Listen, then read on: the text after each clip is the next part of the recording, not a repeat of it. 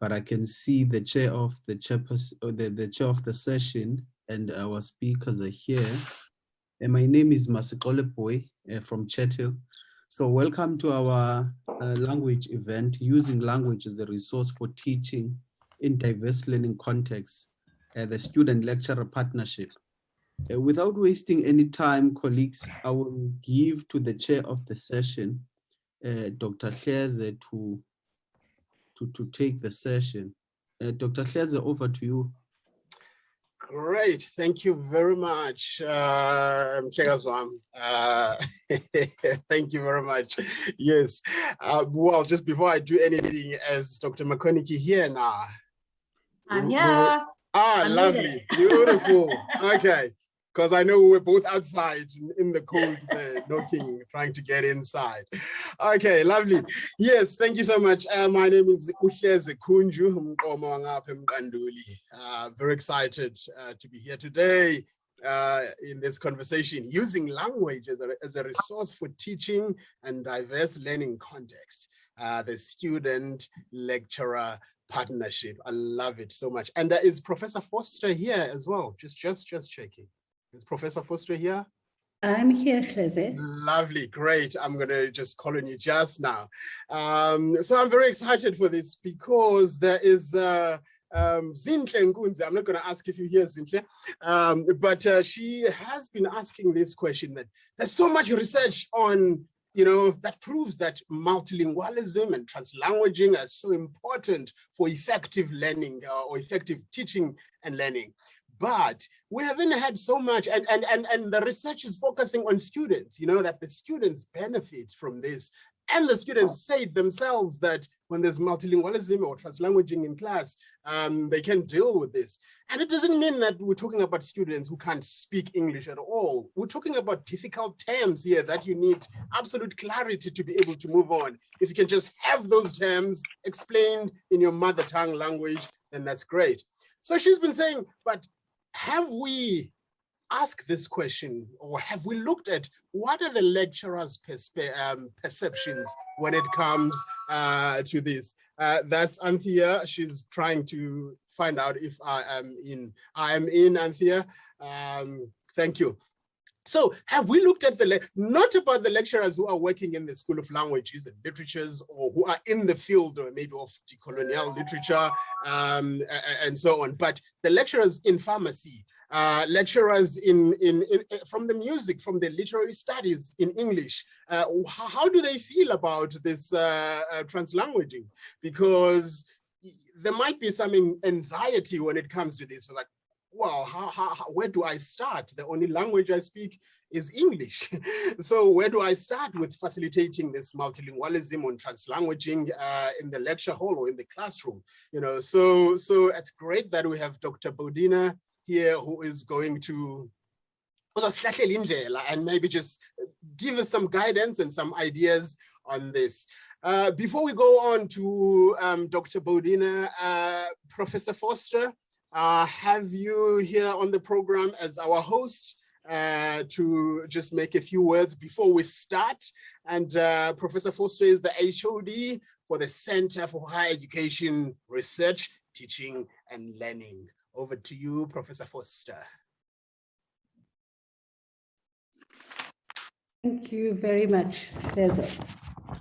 So good afternoon, colleagues, and thank you for joining us for this language event. The Center for Higher Education Research, Teaching and Learning, otherwise known as CHERTL, has been organizing events over the past few years in collaboration with the Rhodes University Language Committee to create awareness and share ideas and practices related to using languages as resources for teaching and learning. In the South African multilingual context, this is particularly important. The dominance of English as the language of the academy has resulted in all other South African languages being relegated in the majority of universities to being primarily vehicles for verbal communication. This has profound implications for student identity and learning. One's home language is an important aspect of one's identity and is integral in the development of thinking and therefore of learning. Being immersed in a social context where students have little opportunity to speak and hear their home or dominant languages, if not English, means that an important part of the identities of our students are pushed to the background, both in the classroom and in other social interactions. It is not difficult to imagine that this could be alienating for many students. One way of validating students as whole beings is to make it possible for them to use their dominant languages in the process of meaning making of complex academic discourse. Through using a translanguaging pedagogy in the classroom, students are enabled to develop their learning and literacies and their conceptual understanding of the disciplines. The practice of using diverse languages in the classrooms at this university has increased over the last number of years. And I would like to commend Rhodes University lecturers for recognizing the importance of language as a resource to enable students to gain epistemic access to the disciplines. I will leave it to this afternoon's speakers to elaborate on how this is done in their context. Dr. Boudina McConnachie is a lecturer in the Department of Music and Musicology and specializes in ethnomusicology.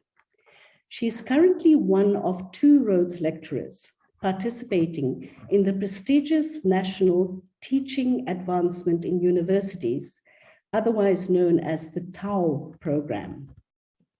The TAU program is open to academics with a keen interest in enhancing their teaching and in playing a leadership role in the development of teaching practices in their institutions. I would like to thank Boudina for accepting the invitation to talk to us this afternoon about her teaching. I would also like to thank the students present who are going to talk about their experiences of language and learning in the classroom. I would like to also thank my colleagues, Anthea Adams and Masikole Boy from CHERTL, and of course, Dr. Hleze Kunju from the School of Languages for organizing this event. Thank you very much, colleagues. Thank you very much. Thank you very much, Professor Foster. Oh, your words remind me of what Professor Eckhart Wolff says when he talks about this. It says it's Africa failing to address linguistic imperialism. Okay. Ladies and gentlemen, our program is quite straightforward. We are now going straight to Dr. McConnachie. Then we're going to have some reflections from the Community Engagement Councillor from the SRC. Then question and answer, we have a discussion. Dr. McConnachie, are you ready? Hi, Hlez. I'm afraid that my camera seems to have just stopped working. I don't know why. So I'm just going to leave that off so you can see my face. But I'm going to share screen if you don't mind. So lovely. I'll start with that. Over to you. Thank you very much. Here we go. Okay, I hope everybody can see that. Yes. Great. Well, I'll start off with Molweni, good afternoon, goeiemiddag, dumelang, guten tag, and bonjour. Those are a few of the greetings that I know. And I'd like to thank you very, very much for inviting me, the colleagues who sent out the invitation, because I have to start this presentation with a disclaimer, which is not really what one wants for a speaker, but many people at Rhodes University have the most impressive language skills. They are multilinguists. I'm afraid I am not one of them. I speak English fluently, I speak Afrikaans because I had to learn it when I was at school, and I have desperately tried to catch up and learn Xhosa since I was at university. And I do so very poorly. I'm very proud to say my children speak it fluently, but I am still very much learning. So what then is today about? What am I going to talk about? I'm certainly not going to be telling you that I am able to speak in multi-languages in my classroom or in my lecture halls. I don't do that. Today, what I want to speak about is a partnership journey to discover ways in which to give agency to scholars, community teachers, and research associates through translanguaging opportunities. Because as all of us know, language gives us power, but language also makes us incredibly vulnerable. Imagine having a conversation with a group and then two people suddenly slip into another language that you don't understand. Immediately, you will feel very vulnerable. Immediately, you'll think, okay, gosh, they're either speaking about me or I'm feeling left out. I don't know what's going on. But now, how do we negotiate this in an academic environment? What I'm going to do is just quickly start off with some of my personal research over the past few years in order for you to understand how I approach and why I approach teaching and learning in the way that I do. Okay, sorry. For some reason, this is not working. Boudina, what you've got to do is to make sure that your cursor is on the slide. Yeah. There we go. Thank you. Sorry about that, everybody. All right. So I live in a sonic world. I'm an ethnomusicologist. That means that I look at culture from around the world through the lens of music and, of course, the performing arts. And if I'm looking at culture, I'm looking at languages. There's absolutely no denying that.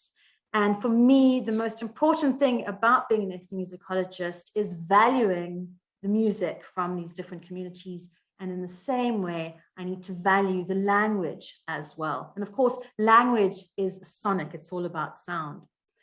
So as I started negotiating this, I also teach in the education faculty. I teach music studies. I looked at the importance of language. I worked with Professor Russell Kashula for a long time, looked at the importance of language in the foundation phase. And my first project was to develop a textbook that related to exactly that.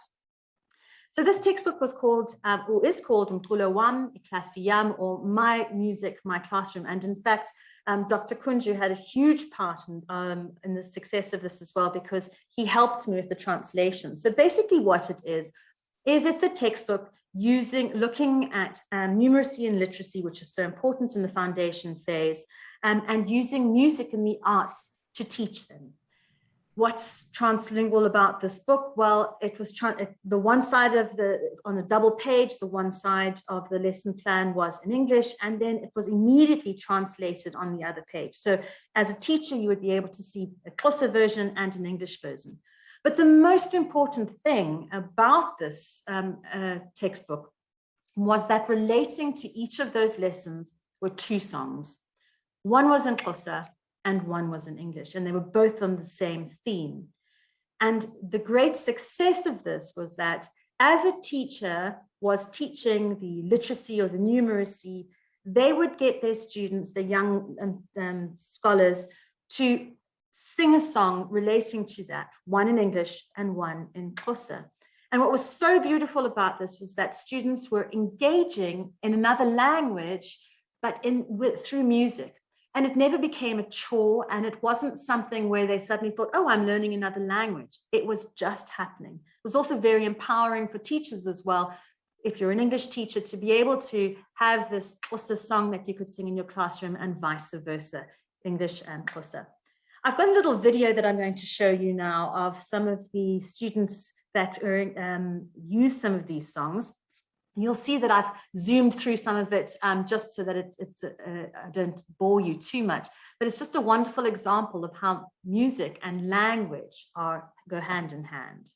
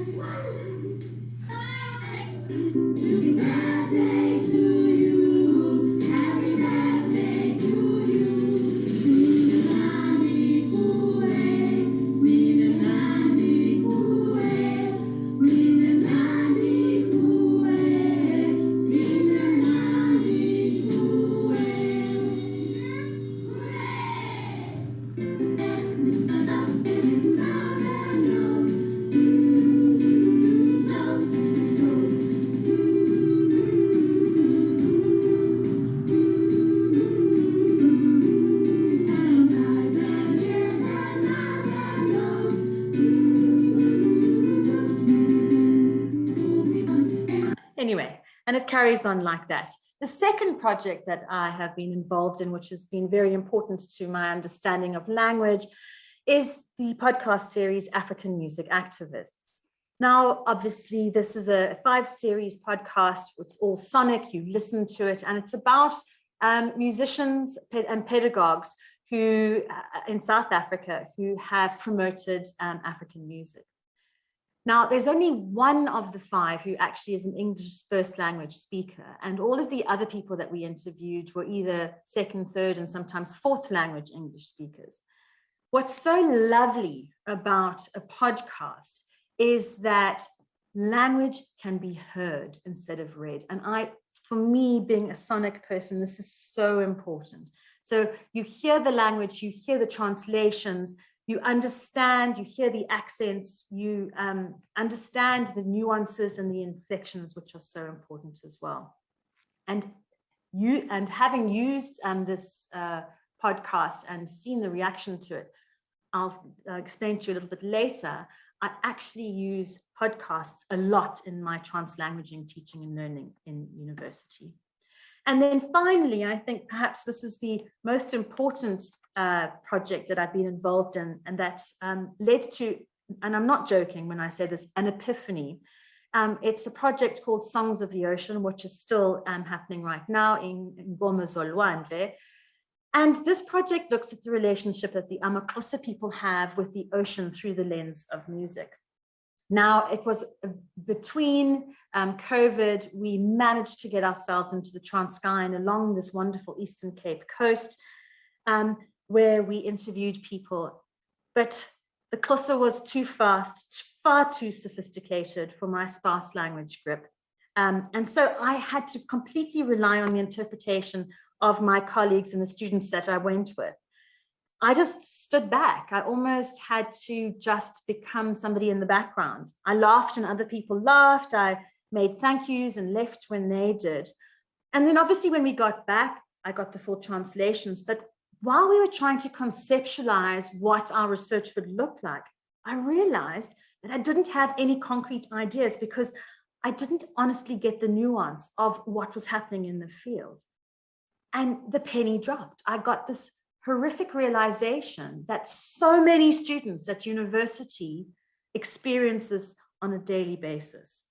And it made me realize that even if you do something small, you have to make an effort to acknowledge that people are translanguaging themselves on a daily basis. So what do I do in my own teaching and learning? Okay, so I have 3 main areas of research and teaching that I do. I work in world music, and one of the classes that I teach is a journey around the world through sound. We listen to the musics all around the world, and then we come back and we end up in South Africa. I coordinate and teach in a course called Instrumental Music Studies, African Ensemble, where we look at indigenous ways of teaching and learning music. And then finally, as I was introduced, I'm an ethnomusicologist, which is all about fieldwork and studies relating to music and culture. So in these classes, I try various approaches to translanguaging. Some of them are very small, such as in world music, where although they listen to a huge variety of languages through the music and also through the videos that we interact with, I encourage students when we eventually get back to South Africa, or if we've got some foreign students, to talk about their culture and even to share their language with us a little bit. We also send all of the students to the International Library of African Music, ILAM, where they all engage in a weekly South African song and dance lesson, where of course they will sing songs and use different languages from South Africa. And then I make myself vulnerable. I use my Xhosa, apa nalapa. I try, I really do. And as sometimes I think the word pathetic, the attempt is, I think it's important to at least try. Then in instrumental music studies, I have a group of wonderful, talented community musicians who lead this course. And then we also have visiting scholars from around Africa who become lecturers in the course throughout the year. And I encourage all of them to present materials in their own language from their own cultures. So students then learn songs and materials from these different parts of Africa in different languages. And this is key to the success of this course. Everyone participates in everything. No one is left out, and no one is allowed to shy away from translanguaging. So every student at some stage or another feels vulnerable because they do not understand that language. And so they get an understanding of what everybody else has experiences. And then finally, the big subject is the 3rd and 4th years, ethnomusicology, where we partake in fieldwork, as I was explaining earlier. And a lot of the fieldwork takes place in the Eastern Cape, and not all of our students are Xhosa speaking, so we use interpreters in the field. But also, if a student has comfortable language skills, we ask them to be our interpreters for us, and that's very empowering often. And we also make sure that when we do our field work, we allow the people we are working with, our co-researchers in the field, to speak their own language. And this gives them language agency and shows us as students and as researchers how important it is to make sure that there isn't a language power struggle when we're doing research. Also then, when I get involved with assignments, I actively look for opportunities for students to be able to speak in their own language, explain concepts to each other in a shared language if I'm not explaining it correctly. And I acknowledge that sometimes people are speaking in their 2nd and 3rd language or reading in their 2nd and 3rd language. In fact, we had an experiment this year where instead of just sending out readings, what I did was I read them myself and interjected where I had thoughts, and then I sent those through to the students after they had done the reading so they could hear my interpretation of it. And it was fascinating how all of the students, not only the 2nd language, some of the English speakers too, said it was really wonderful to listen rather than to just read the language itself. And then our big and wonderful project this year, the cream of our translanguaging experience, was a project called Afro Loops, which is a community engagement project where we are developing podcasts for teachers to use in schools, which introduce the instruments at ILAM, the African instruments at ILAM. So each student chose an instrument and they researched that instrument, and then they put together a podcast in English and in their home language or their 2nd language. And this was a fascinating experience and experiment. So some of the students, it wasn't as easy as we thought it was going to be. Student 1 said, I really enjoyed doing the translations for the Siswati podcast. I learned a lot about my language and differences between the 2 languages, I think meaning English. And I learned a skill that I believe will help me in future when I translate material from my language to English and vice versa. This was an awesome experience. Student 2 said, like many African languages, Xhosa is extremely difficult to translate. And as such, the proper translations for these podcasts could be, sorry, I just have to move this quickly. As such, the proper translation of these podcasts could benefit from free and mutually beneficial translation from the School of Languages Xhosa Department 3rd or 4th year students as part of their coursework. I think now that would be a very exciting project to work on together. And then student 3 said, the whole process was a huge challenge. Wow, I feel as though I shot myself in the foot when writing my English narration of the podcast. Translating was super hard. I learned that most words in English cannot be directly translated into Tsonga, and we have phrases for those instead of specific words.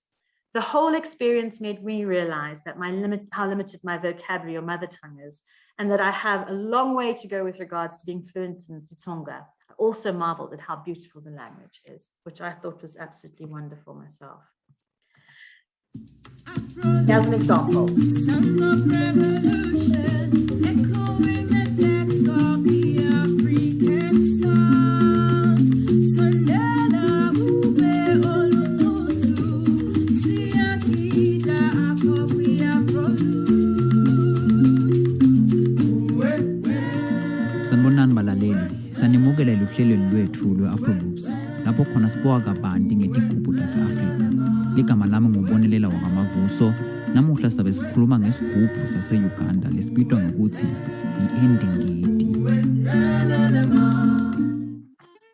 So I look forward to sharing those with you. We are going to be launching them within the next month. We've got, I think, nearly 15 podcasts that we will be sharing with communities and schools. So what do I really feel about translanguaging, and what were the insights that I gained from putting this together, actually? So this is my advice, or my insights.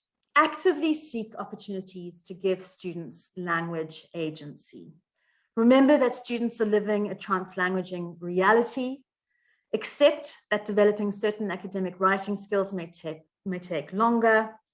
Develop assignments that enable students to discover a way to navigate this language development themselves, empower them, in other words. Ask colleagues for help. I cannot express this anymore. If somebody has a language skill that you need some help with, please just reach out and make yourself vulnerable. I think let your students know that you're trying. Experiment with ways of translanguaging yourself. And if you make a mistake, learn from those mistakes, but don't shy away from actually taking that opportunity to do so. And that is that. Thank you so much, everybody. I really appreciate it. Thank you very much, Dr. McConnachie. Gosh. All right.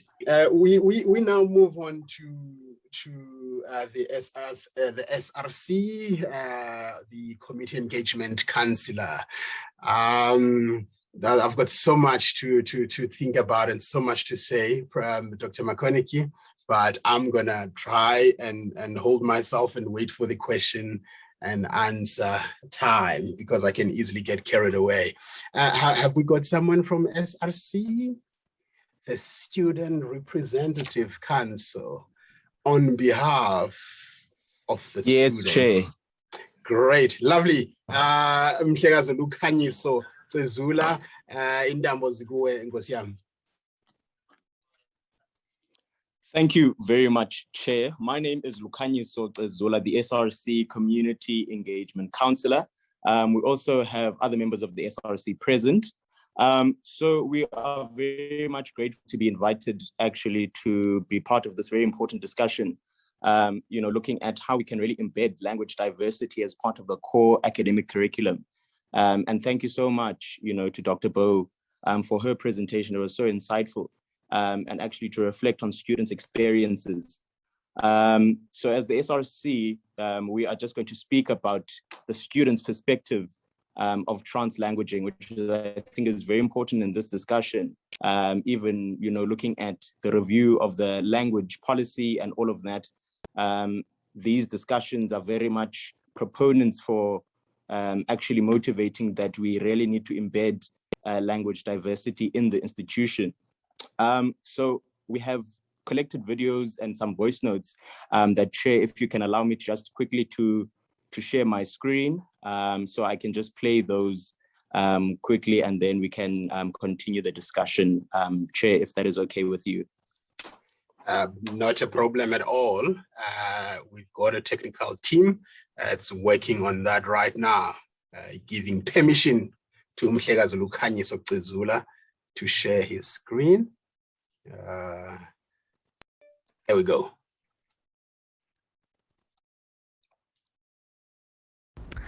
Dumelang, molweni, sanbonani. Leina Larakelabokang Madihoshin Kambule, and I am the Rhodes University SRC President. I am so delighted to be a part of this conversation of using language as a resource for teaching in diverse learning contexts. I think this speaks so fundamentally to me. I have been taught in Isipedi and moving into higher education and high school and being taught in English. This was quite complex because language is a tool that can also further alienate us as people. So I find it to be so fundamental that we continuously use language as a resource in teaching. Because even within our institution, we are a diverse institution coming from diverse backgrounds. In our backgrounds, we may have been taught in different languages. So I believe that if we can start moving towards using language, we can somewhat close the gap of alienation within our sector And within higher education, I think it is a very, very powerful tool that we sometimes tend to forget. Having done a lot of work within community engagement at Rhodes University, I have also seen this. I have seen the difficulty of learners who have been taught in isiXhosa transitioning into being taught in English, or rather English as a medium of instruction. It further continues the means of inequality and further segregate learners from being able to fully engage within the field that they would be interested in. So I believe that it's such a powerful tool. And, I'm just reminded of the politics department the first time that we had a course outline in English and also in isiXhosa, whereby there were also students that could write in their own language. I found that to be so powerful, because what that does is that if I have been taught in primary school in Pedi and isiZulu, and those were the means that I could be able to understand and shape my understanding and the world. Now going into transitioning to English, it can be very, very complex, because one, you are first starting to learn the language, and two, you have to now make that language a part of your academic learning, which can also then further become quite difficult. So I really think that using language is so important. It is so fundamental, and it is just the smallest things of also making someone feel that they can be a part of an experience that has continuously and historically alienated them. Thank you so much, and I look forward to further engagements. Thank you.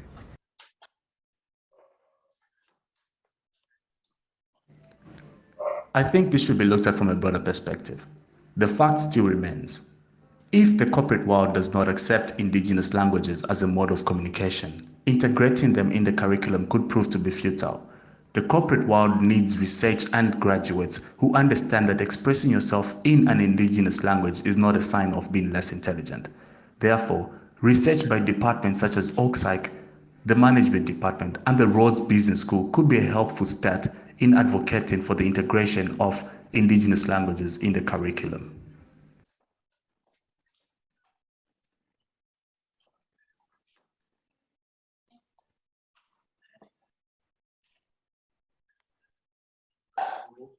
Language barriers are unfortunately one of the many reasons why students do not excel in the university space, and as a result, they opt out of the university. Apologies for that, Chair. I'm having some technical difficulties with the video, but I think, for me personally, as someone who's coming from Epai, or now known as Gqeberha, someone who coming from a Xhosa background and having to now have your medium of instruction being English, was quite a jump. And I think a lot of students coming into the university space experience that difficulty of having to adjust to a new medium of instruction. And not only is it about, those students who are coming from, backgrounds where they were taught in another language other than English, but also how best can we enhance the students' experiences by using language, which is a very powerful tool. I think Utata Nelson Mandela said that, if you speak to a man in a language that he understands, that goes to his head. But if you speak to a man in a language that is his own, then that goes to his heart. And I think that's very important, even in an academic space. How best can the university also embed language diversity as part of the core academic curriculum?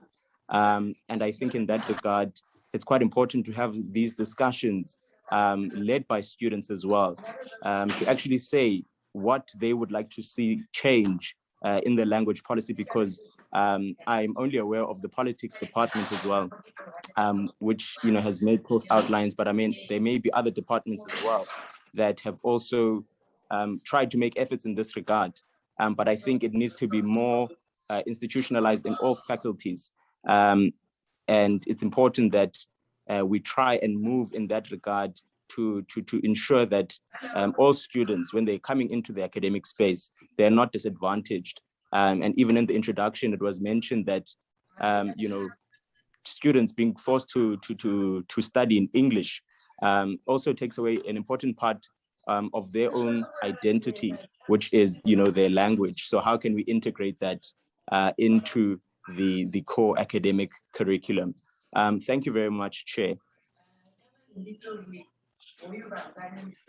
Great, thank you so much, Mhlekazi Lukhanyiso Zula, Mhlekazi Wasebai. All right, so before we move on,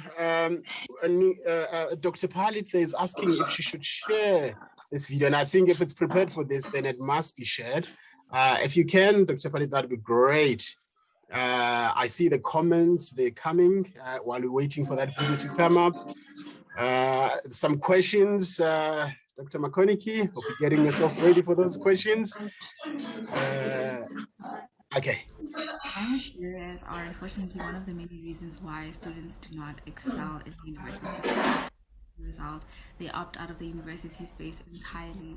I think that one of the ways in which our institution could aid this problem is governments develop policies where students are allowed to engage in language, preferably their home language. I think that this will allow students to critically engage with the work, and it will allow for them to relay their understanding in a concise and clear manner. And this has been done before in the economics department, where students could engage in their home language with tests. I think this should be looked at from a broader perspective.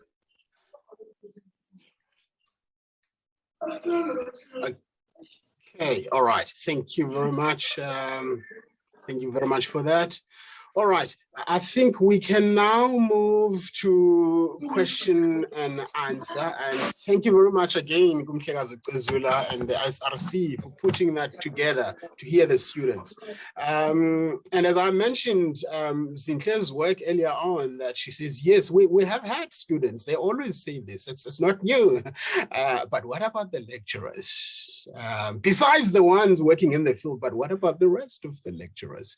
Because you get, I mean, I'm monolingual, so where do I start, Dr. McConnachie? I'm from the Etiology and Fisheries Science Department and speak only English. Where do I start with this? I know you've sort of, you did capture this in your presentation, but again, in just summary, I'd just like to hear you say, as a monolingual person from the Etiology and Fisheries Science Department, I'm just making an example, it's just a random department, that where do I start? And there is Professor Lynn Quinn, she has also asked, she says, Dr. McConnachie, thank you very much. I'm looking for the message. She says, loved your presentation. Can you please explain to me what is the difference between translanguaging and code switching? And fortunately, we have lots and lots of experts here. I see the people who are here, there are a lot of experts there that might come in as well. Over to you, Dr. McConnachie, for those two questions. And thank you. Yeah. Hlezi, again, my camera, I'm trying very hard, but it won't do anything. So I'm just going to leave it on my picture.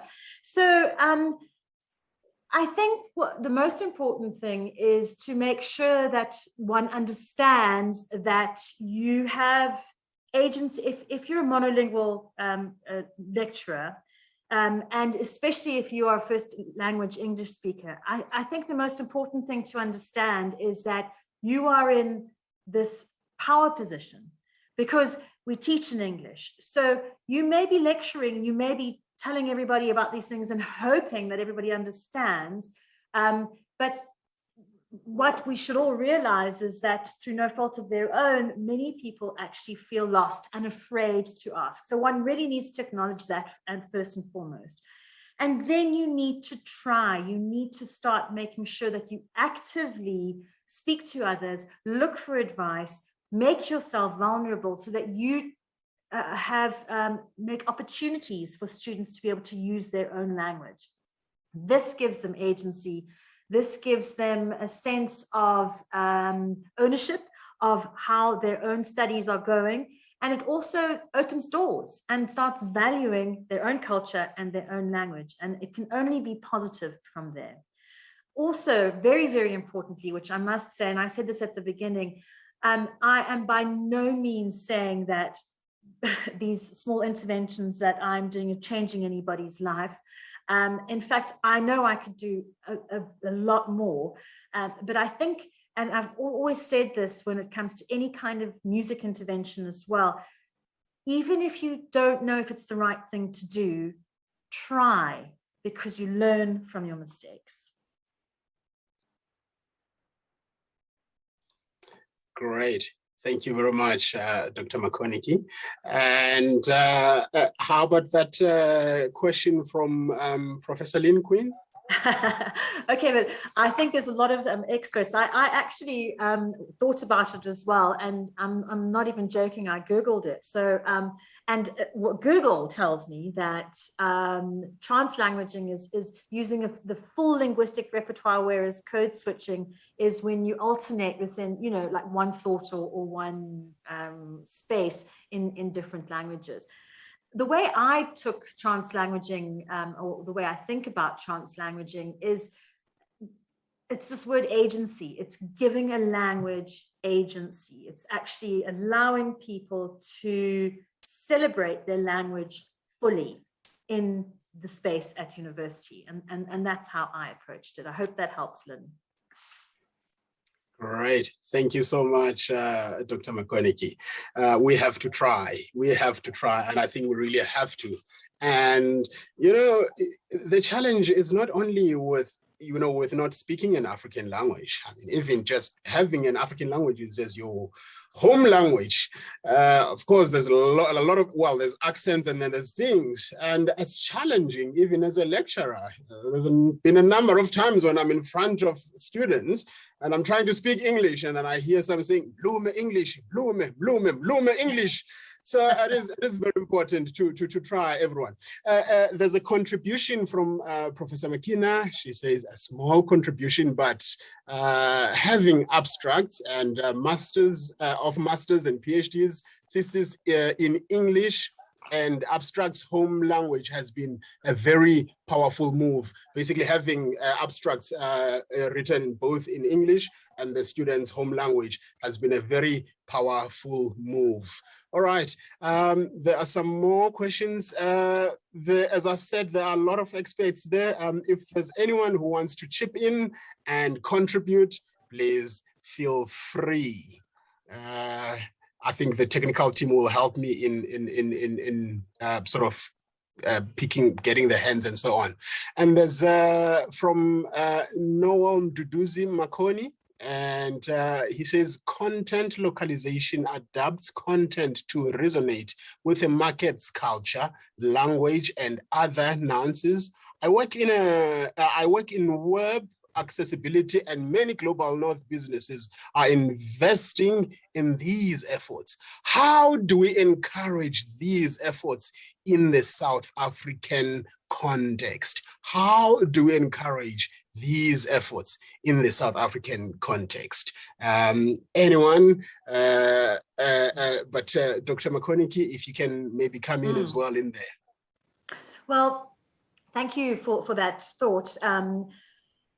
I look at this the same way that I look at music, to be honest. So my understanding, I'm an African music activist. That is, as everybody said at the beginning, my battle cry is that every South African has the right to listen and to know the music from our own country. And I don't think that that is the truth at the moment. And I think that if we look at that in the same way as language, everybody has the right to listen to content on the radio in their home language, to be able to read stories, books, articles in their own home language as well. If we just start with acknowledging that, the market will surely follow, because I know through my interventions in the last 15 years, that accessibility to indigenous and traditional musics has really, that door is opening, guys. It's really starting to happen. And I through all of the efforts, Leslie, through everything that you've done at the university and everybody here, I feel that we're moving in the right direction. Right. Thank you. Thank you very much. Thank you.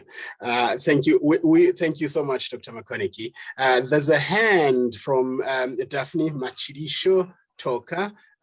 You can unmute yourself and go for it.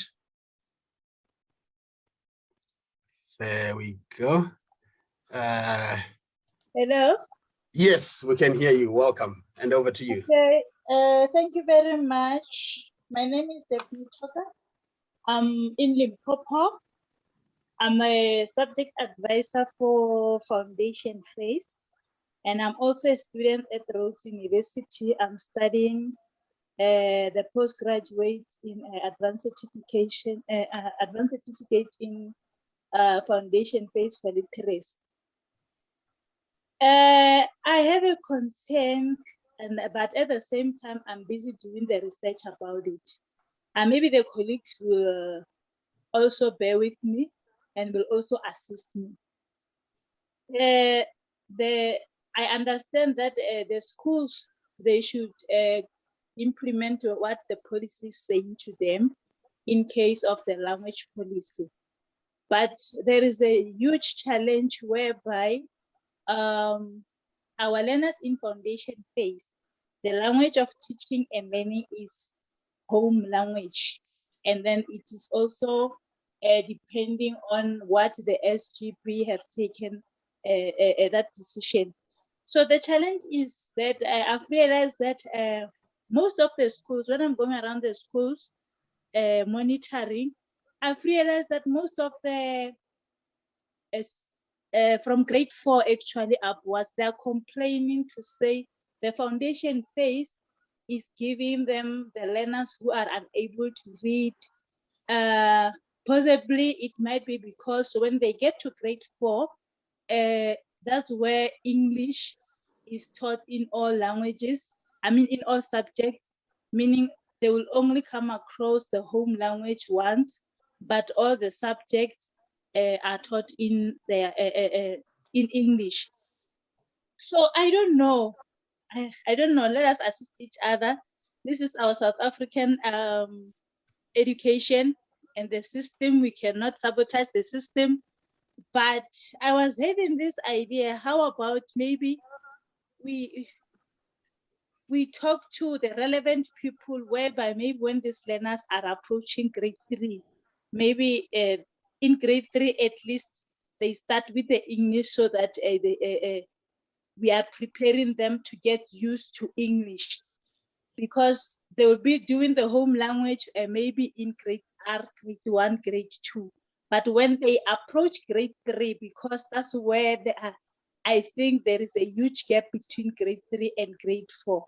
Maybe grade 3 be used as as an intervention or a bridge to grade 4. Thank you very much. That's my submission. Thank you very much. Thank you very much, Kialebocha Metoka. And fortunately, Dr. McConnachie, I think she was at some point for over a decade, she was a teacher in a government school. So I don't know if you'd like to respond to that, and a quick one.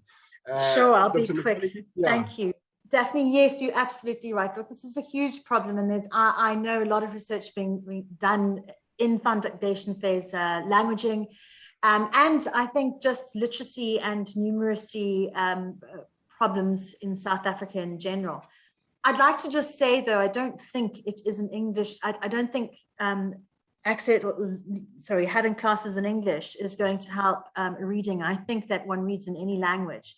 So I honestly think that it's more a teacher training issue than it is the fact that we are asking for language to be taught, home language to be taught in the foundation phase. Great, thank you very much, Dr. McConnachie. Ladies and gentlemen, the conversation is going in the chat section. I won't be able to read every comment there, but please engage there as well. Otherwise, the English is going to start biting me, and people are going to say Mlume English, Mlume. We have a hand from Umhlekazi Ucezula. Umhlekazi, khawuvula umboko. Thank you very much, Chair. I think for me, the conversations that are currently going on, they're just making me think about how really we can make indigenous languages, languages of intellect as well. Even, in the way that we conduct research and present, research papers, to reach a wider audience as well. I think it's quite important in that regard. And I think I just want to ask, what is the progress with regards to actually making indigenous languages as languages of intellect, to be able to even have a word for, a particular thing in English that can be translated into other languages. It's not that those words aren't there, but how can we really institutionalize them in a university context and even in the research that Rhodes University produces as a research-intensive institution with a transformative agenda. Thank you very much, Chair.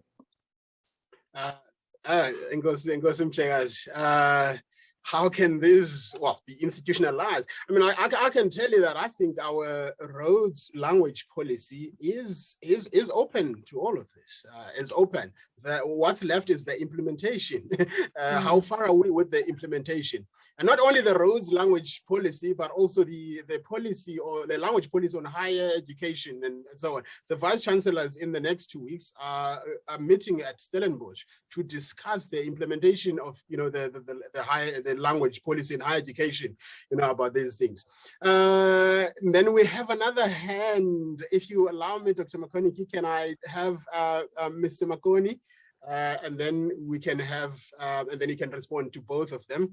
And I see there's comments as well from Professor Ramani.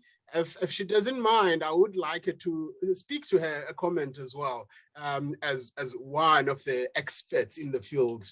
All right, over to you, Mhlekazi Makweni. So what I was referring to earlier on in the context of accessibility was efforts by US and UK companies in particular who are collecting data using AI robots in the business sense to localize data to inform decisions on how to connect with their consumers. So it seems like we have a conversation going on in two platforms. There's an academia conversation, then there's a business sense conversation, and find out of ways we can encourage a conversation between us and business, or also could create ways in which can involve interdisciplinary interdisciplinary collaborations. For example, the computer science department, which focus on machine learning, for example, and come up with maybe a concept bank, some of these companies as well, to engage on ways they can collect. Because I know for sure a company called Localize actually sent out emails saying, they're actually collecting Afrikaans language data in travel, fast food, finance, technology. Then I ask myself, where are the South African universities as well, South African companies, where it's actually foreign companies doing this kind of work, as opposed to, maybe it's because we're leapfrogging to tech, we're still dealing with the minor issues of work accessibility and localization, all that. I don't know if there's anyone engaging with that aspect, especially in the web and the business sense in academia, connecting the two. Mm-hmm. Over to you, Dr. McConnachie. Wow, look, guys, I think I'm absolutely in over. You are the expert speaking to this, and I just exclaimed there because yes, the question is there anybody doing anything about that? I mean, we honestly should be, but I don't know the answer, Hlezi. Do you? No, I don't. I don't want to talk a lot, but we have some, as I said, there are a lot of people here. If you will allow me, Dr. McConnachie, should we invite Professor Ramani to come in as well? I would love that. I'm fascinated by all of your comments so far. Yes, Professor Ramani, the mic is yours.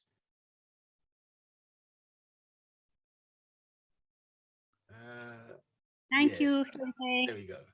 And Yes. let me congratulate you for the first PhD ever written in an indigenous African language. That was earth-shattering and really convinced people that it is possible to do high-level intellectual work in an African language at the level of doctoral studies. So what I'd like to say is that many of you know that at the University of Limpopo, 20 years ago, we started the first dual medium degree in English and Sepedi. And that degree has been so successful, it's got a 92% pass rate because students develop their own language as a language of intellectual activity, and at the same time develop high levels of academic literacy in English. So what we're saying is that you use your own language not just to access epistemic ideas, but you also use it to make PowerPoint presentations, to write research reports, to do tests and assignments in 6 of the modules. And in the other 6 modules, you do the same thing with different content in English. And so the students have an opportunity to translate key texts. For example, a lot of Neville Alexander's papers and Kathleen Hugh and others have been translated by our students and then refined by people in the lexicography unit at the University of Limpopo. And many universities do have facilities for professional translations. So what can I say? I can only say that if we could develop several languages as languages not just of learning, but of cognitive work, academic input in theory and developing concepts in a discipline in your own language, and then you're able to use those scientific ideas also in English, and I think that's the best way to go. But I think that we are all on the right track here, starting off with translanguaging, allowing students, legitimizing the use of their own languages in accessing ideas and in disseminating their own ideas. I'll stop there. Thank you very much. Thank you very much, Professor Ramani. I mean, you started working at the University of Limpopo. This happened about 20 years ago.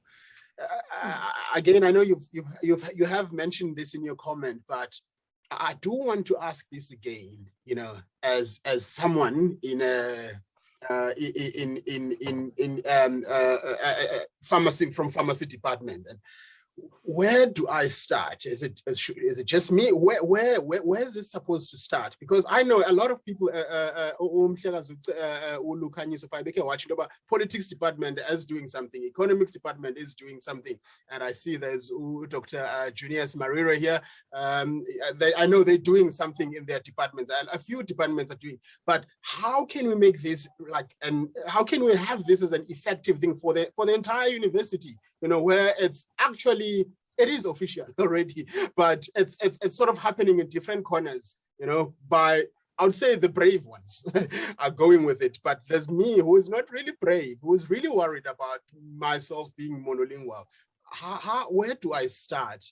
If you may comment on that, Professor Ramani, that'd be great.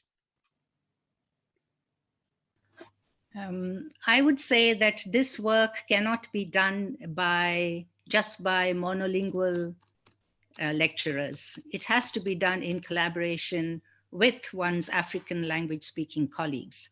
That's the starting point.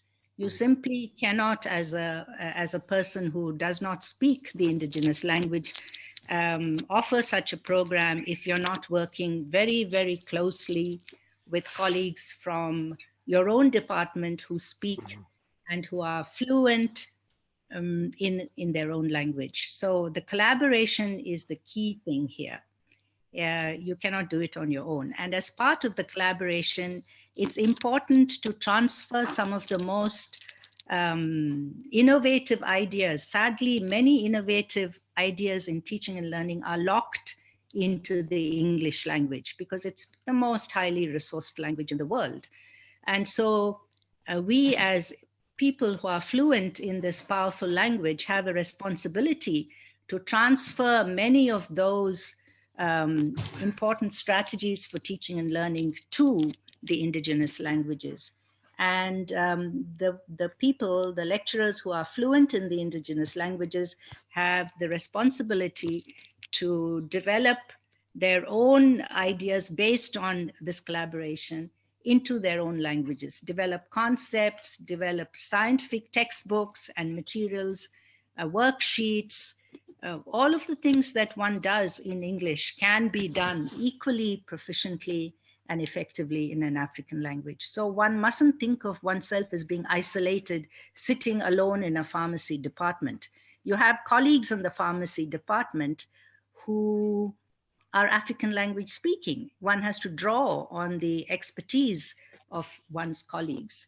And so the way of working together needs to be, sadly, the academic enterprise is very often a very lonely, isolated experience. But with teaching multilingually and working with colleagues in the indigenous languages, a lot of this isolation and a lot of productive collaboration can take place. Thank you. Thank you very much, Professor Romani. I see your hand. Abasi, Urua. I like that this can be done, equally with the way it's done with English. Equally, you said equally, proficiently, and effectively. And I see Anthea Adams' comment there about a language center. And I will say, I mean, I've been at Rhodes for some time, and there was a point, or maybe it's still happening, that the lecturers who are interested in this, they start coming to the School of Languages and Literatures, particularly the African Languages section. And then as a staff member in the African Languages section, you are already overloaded. You already have a lot of load, with teaching students, your own students, and now you have, with this collaboration, then you have to work with someone from pharmacy, work with someone from politics, work with someone, and then it just became quite an overload for myself. I don't know if there are some, I see there are some colleagues from African languages. I don't know if they can agree to that. So this is why the language center would be so important then, because there could be people who are just dedicated just for this kind of work. Great. Jesse, can I just interject there as well, just to add to what you're saying? We at the music department tried a couple of years ago to translate our English papers or our music papers into Xhosa. And I actually approached you and you were super busy and you couldn't do it. And so then we looked into paying for the translation, because at the time we didn't have a Xhosa speaking colleague at the music department. We had other African languages, but not Xhosa. And it was expensive. So having that kind of a resource at the university would be an incredible first stop. Just being able to translate your exam papers, because misunderstanding the question is the end of the exam. Students they can answer in their own form of English, but if you misunderstand the question, you can't get anywhere. So I think that's fantastic. And Professor Romani, thank you. Your comments are absolutely fascinating. Thank you so much, Dr. McConnachie. Very important. I can tell you, I still remember back in 2005 when I was doing musicology, writing my exam at the Eden Grove Red. And there was a question that had the word restricted. I know what restricted means, but I wasn't know if I was restricted to use. It says there was something about, you needed to take songs or pieces, work on pieces basically in the question. And then there was word restricted there. I never knew whether I was restricted to use the ones we did or restricted, or the, it was a painful experience, and I didn't know how to do. So having those question papers in isiXhosa, or in a language that a student understands the best, would be great. As I said, in the Eastern Cape, we have 4 official languages: isiXhosa, isiSotho, and Afrikaans. And of course, our students are much more diverse than that.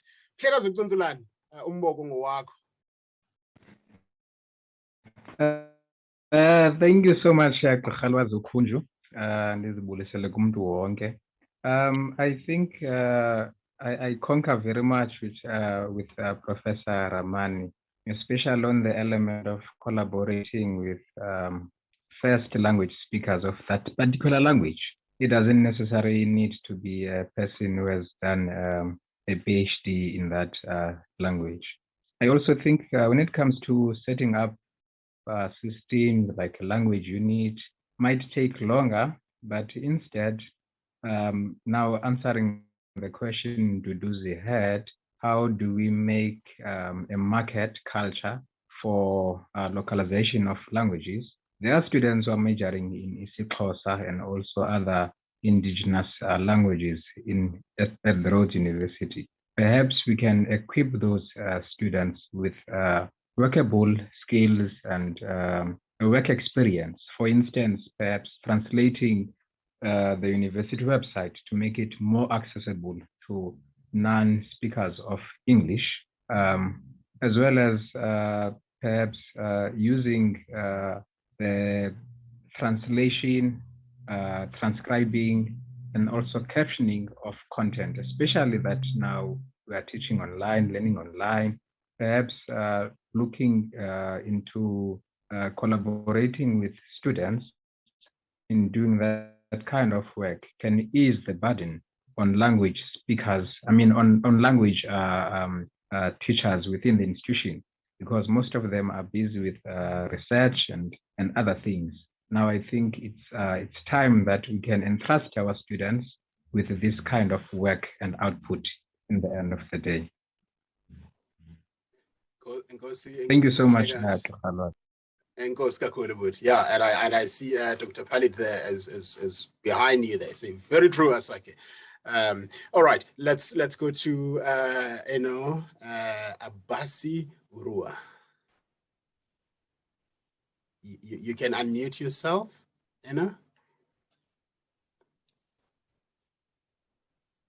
all right. I see Osis Lalu's hand is also up.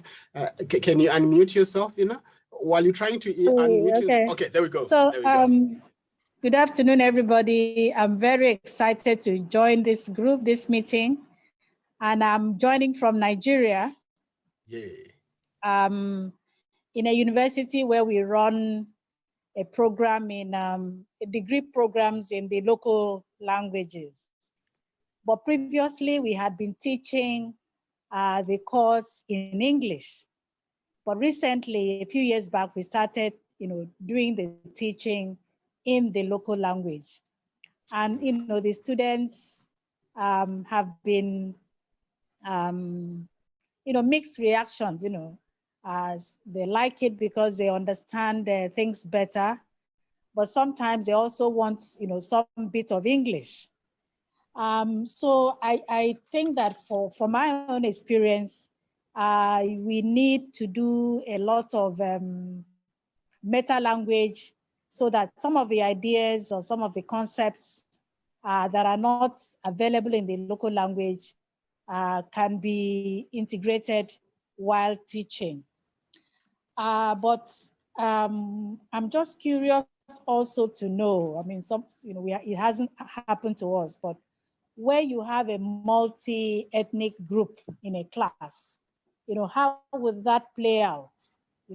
From the point of view of the lecturer, how would this play out when you have other multi-ethnic students in the class?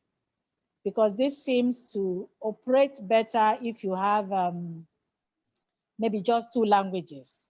So the lecturer is familiar with the two languages, possibly English and another language. But when you have more than that, what happens? Thank you. Thank you very much. Okay, thank you very much. That is a very good question. How do we do that? From pharmacy, how do I do that in a class with multiple people from multiple backgrounds with multiple languages? Dr. McConnachie? And then Thanks. I see your hand, Sislalo. Yes. I mean, obviously, this is something that I think about a lot, and I think about it for teachers in foundation phase in the big centers as well, where it's not necessarily one language that that predominates in the classroom, and so this is where I think that just allowing opportunities for people to use their own language in an academic way at the university is probably the way forward. So that's why I don't know if you think back to the comments that my students made once they'd done the translanguage, the podcast experiment and experience.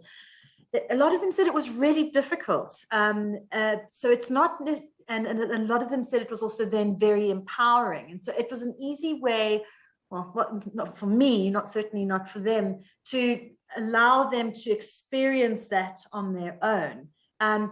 How we would do that, you know, in a more rigorous way with one specific language, I just don't know. And I think that's why these type of discussions are so very important. Great. Thank you very much. Great. Lovely. Lovely. Thank you. Yeah, the conversation is going in the chat section there. I see Gobisa Mpande has commented there as well. There are a lot of comments. Great. Yes. I just wanted to just go back to what I said earlier on about you know, what Professor Eckhart Wolff refers to as, you know, when he says Africa failing to address the linguistic imperialism. And then he says to answer to Africa's need for effective and efficient, what Professor Ramani said as well, education or teaching and learning is multilingual and translanguaging classrooms and lecture halls. We need multilingual teachers and university lecturers who are fluent in African and global languages. And then he says, until we get to that stage, in the meantime, what we can do is to have team teaching initiatives, ad hoc interpretation initiatives, and preparing for bilingual teaching materials will also help.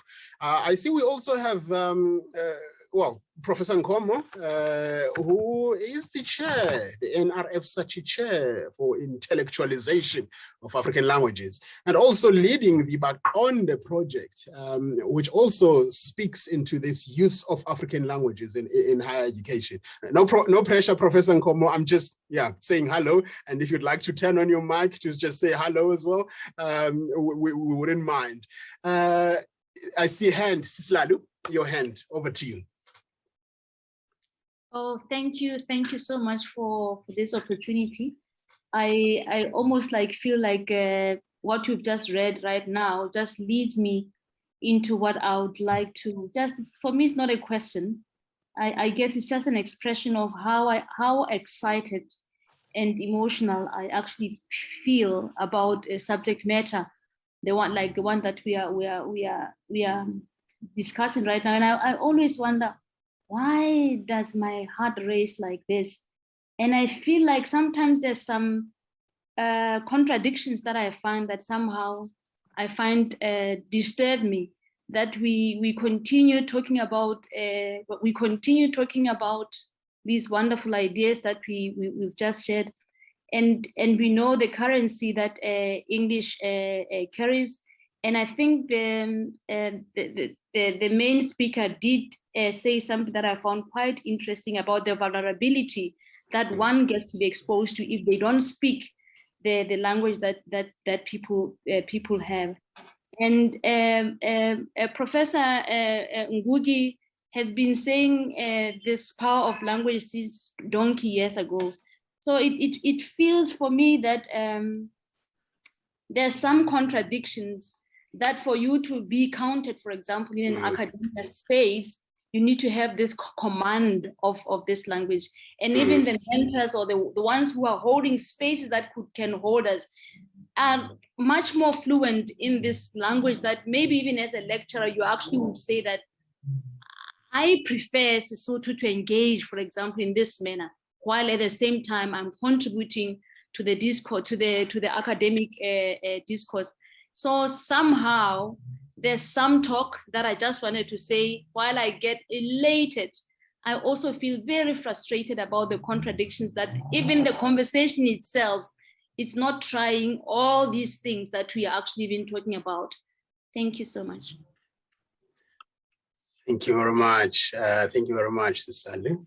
I see your mic is on. Dr. McConnachie, do you want to comment to that? Well, yes, because I think Lalu has hit the nail on the head there. It's all of these conversations are so important. But I honestly think that everybody needs to try. You need to do something about it, even if it's small. And I say this feeling very, very vulnerable myself here and almost a little insecure because I am surrounded by many of you who speak multiple languages and who really understand this problem very, very much better than I do.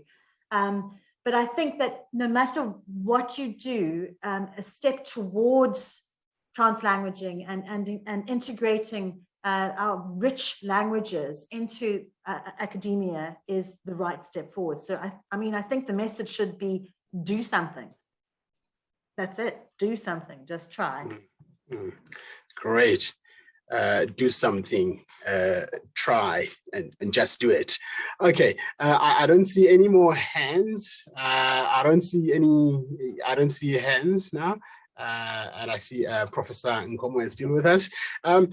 It's not an, you really have to try. I think I did mention some years ago that I do something, try, just do it. There's a slide there in the comments saying, yes, we have a hand from, let me keep quiet. Professor Nkomo, over to you. Well, Leslie, good afternoon, everyone. You say I'm still with you, but I just joined. So I find that the discussion is really exciting, but I don't know where it came from, where it's going. But I just hope that you are well versed about what we are trying to do. So I'm sure you did speak about the establishment of the African Languages Development Unit that is in progress. The fact that we have a program for training academics and tutors on multilingual pedagogies. This is not something that we'll be doing just by ourselves, but with colleagues from other universities, nationally and internationally. And also the issue of materials development, that is voiceovers, glosses, and translations. But of course, all that will need collaboration. Is not the stuff that will be able, we have enough capacity to do on our own. All we'll have is the equipment and offer training sessions for colleagues to be able to use those facilities. And then maybe another very important point, we're discussing this with Dr. Kunju a day or two ago, that from next year, we'll have the new language policy framework for higher education, and universities need to review and revise their language policies in line with that.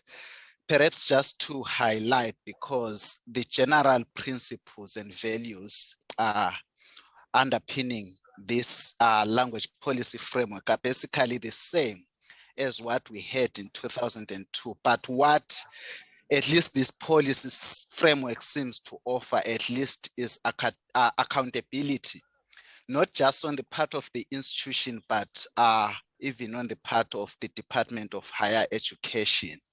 So some of the concerns that were being raised, for example, the lack of a language center and everything, are actually imperatives that the universities need to satisfy and report on a regular basis to actually show how they are progressing as far as the implementation of multilingualism within the academy is concerned. So I'm not sure, maybe I'm repeating stuff that has already been said, but Dr. Kunju is well aware of that information. Maybe some other time we can talk about it in detail.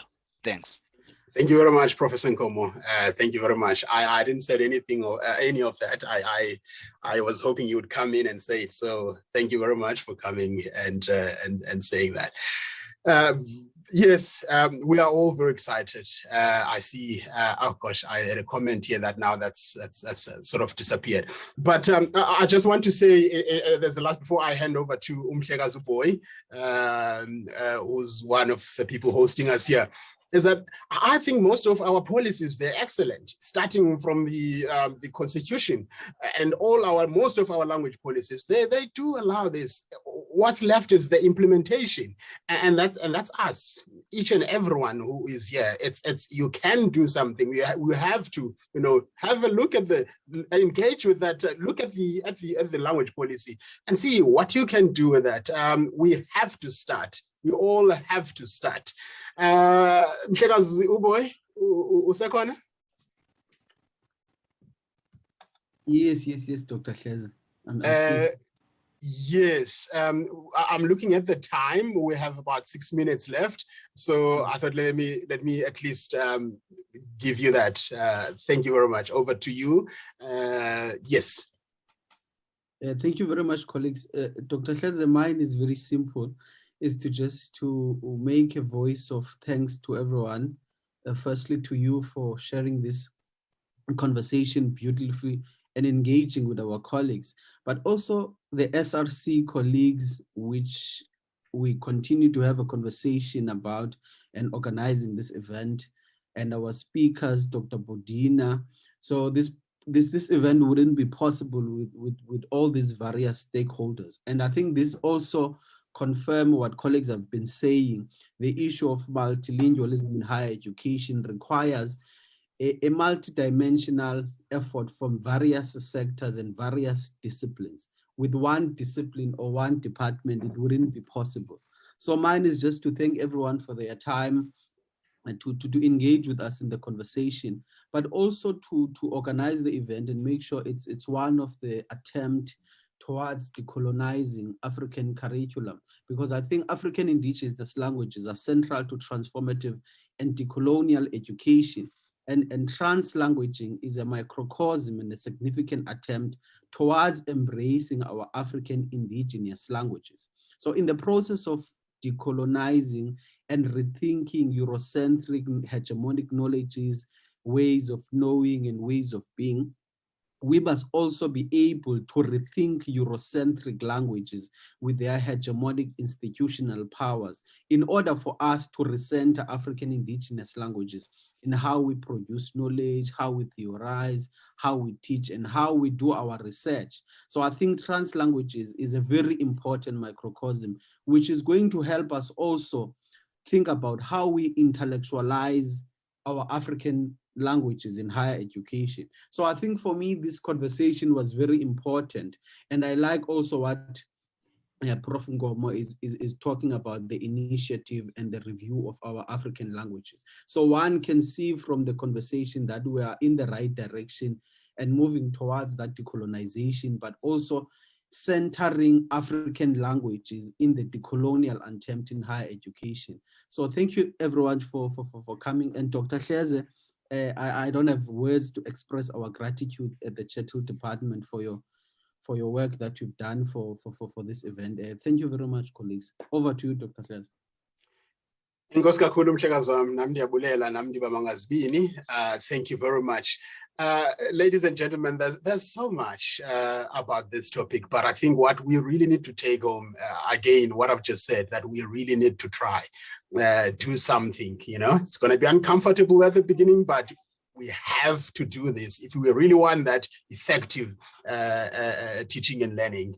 And in my goodbye, I will quote Professor, Abasi Urua, apologies if I'm making mistakes there. She says, "This is super exciting. do it again.